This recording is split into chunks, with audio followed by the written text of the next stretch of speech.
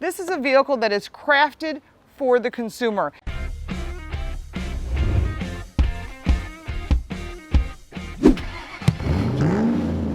We're here in Santa Barbara, California to drive the new 2019 Lincoln Nautilus. Nautilus has a new direction. It has 2 new engines, new transmission, and a lot of new tech and safety. Some of the big changes are plainly obvious. You're looking at the front end. The headlights are different, they're LED. The front grille is completely different. I really am a huge fan of the flat silver, and it actually curves in. It's pretty cool. This color is specific to Lincoln. It's really cool and has a white interior. There's a lot of new interior colors, exterior colors, and of course, more crafted details. Let's take it for a drive.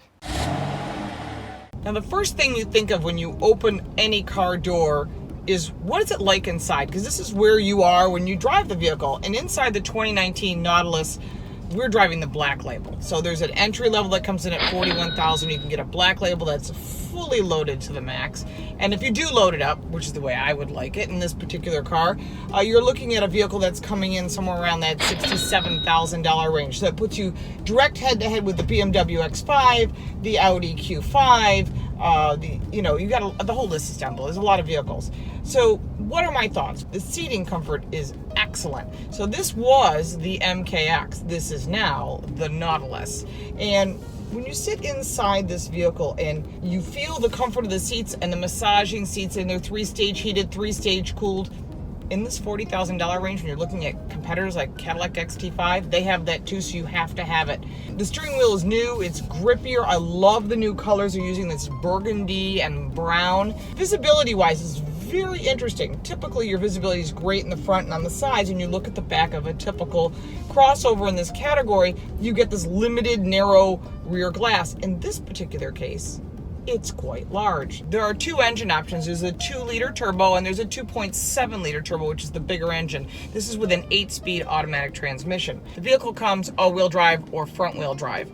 Now, that's the powertrain. The fuel economy numbers are down below, and they're obviously different for each engine. In front of you, the gauges are a screen, so you're seeing digitally moving, very, very classy. I mean, you really have to spend some time playing with this, and you would if you own the car. You would take the time to pick what you want. Moving down to the steering wheel itself, you've got your volume control on your right, and of course, everything you want to adjust for music and everything that's on the center stack. On the left side, very interesting, they have this 360 safety system that is not just the adjustment of the volume for the radio, but as you move down into a typical cruise control, you can actually have it mark the lanes and it will lane center for you. And we did try it, and it was actually really cool. You've got about 30 seconds before it's going to ask you to put your hands back on the steering wheel. So this is the beginning of getting you feeling comfortable about the potential of autonomous cars. Also have self-parking. Also, you can set the controls, so if you parallel parking, you're not really that good at it, it'll parallel park for you. A lot of people find it very cool, but they don't use it on a regular basis. Moving over to the center, the audio system is Revell. Now, if you haven't heard of it, look it up. It's Harman Kardon's premium line, and the sound system is amazing. I'm not an audiophile. My ear is not tuned like some of you may be, but wow, this is an impressive audio system, and it's balanced really well. So moving down the center stack, on the left side, you've got all the push buttons for your transmission. On the right side, you have your auto off. You can adjust for your self-parking, your cameras, your park assist, and your emergency signal. You also have vents, and then you've got your screen. And this is the Sync 3 system, and I really like it. It works perfectly fine for me. Again, there's some opinions on that, but it does work. It's got Android Auto, Apple CarPlay. You've got wireless charging. I mean, everything is standard in here, and this is the first vehicle on the market with Apple CarPlay to have Waze built into it. So if you've seen the app Waze, where you can put in where police officers are and communicate with other people, it's here because it does suck a lot of battery power. Further down, you have a CD player. You've got your climate control and your audio controls. On the left side, you have the engine start stop button. On the right side, you have your auto hold and your electric glove box. I'm not really sure if I'm a fan of electric glove boxes. Then there's like a little cup holder area, but underneath it's actually storage for your wireless charger. And on top of that, there's another charging point here.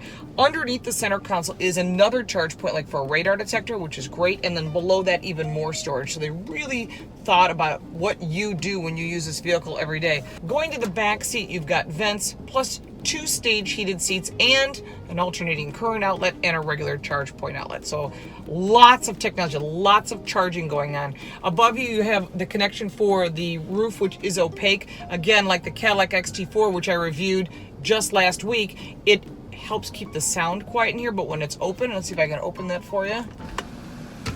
You can see it is a huge piece of glass. I really like that. I think you can do halfway or all the way. So I think that's one of the things that I think people want. Maybe you've got children in back or someone older, or maybe you don't, I don't know, maybe you got a wedding cake you're moving around in back. Whatever it is, you have your choice of whether you want it opened or closed. On the doors, you have your regular controls for the mirrors, for the window lifts, for the locks, and of course, more Revel sound system. So all this is great, and I think that they've done a really nice job. Your stalks are pretty traditional. There's a lot of controls on that as well. If you buy the vehicle, I would hope that the salesperson would spend some time with you to explain it all. There's a lot of things I liked about the new Lincoln Nautilus. They've done a great job revamping the product literally from front to back. As I said, the extended roof line, the new sleeker lines that are on the sides, that really make this an aerodynamic car. The new technology, the seating comfort, the color combinations. This is a vehicle that is crafted for the consumer. They thought about what the competitors are, and they're all listed down below, and they said we have to beat them on every single mark. I think the only thing that's holding back sales on Lincoln Nautilus is that it's one of those vehicles that people don't necessarily think about when they're looking to buy that mid-size crossover vehicle. And I would like you to take it for a test drive if you're thinking about buying one of the competitive vehicles, because there's so much offered here, especially with the Black Label program, which literally will be a concierge to you. They'll pick up the vehicle, they'll return the vehicle to you, so you never have to go to a dealership, whether you're buying it or you're servicing it. They'll even take your kids to school if they have to if you come into a bind. I doubt that's an everyday thing, but the whole idea is that they're trying to make it easier for you, so when you buy a vehicle like this, it becomes a relationship with the brand. It's pretty smart, because that's something the other brands are not thinking about. When you're in this price point that's starting in that $40-some thousand range, you usually don't get those kind of services. Those are services you see with, Bentley, Rolls-Royce, high-end Audis, and now you can get it in Lincoln. And they also have that in their other lineups. So you're starting to see the rollout of Lincoln becoming more warm, more human, and more crafted to you. So I give them a lot of credit for that.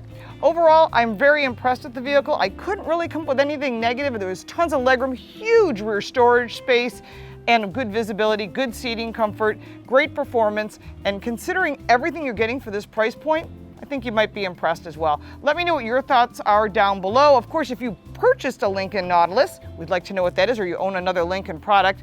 And of course, we'd like you to like, share, and we appreciate your support. Make sure to sign up for that Car Coach Reports for our bi-weekly newsletter, and don't forget to look out for that contest. We're gonna be giving away 5 really cool prizes. We're just putting out together all the details.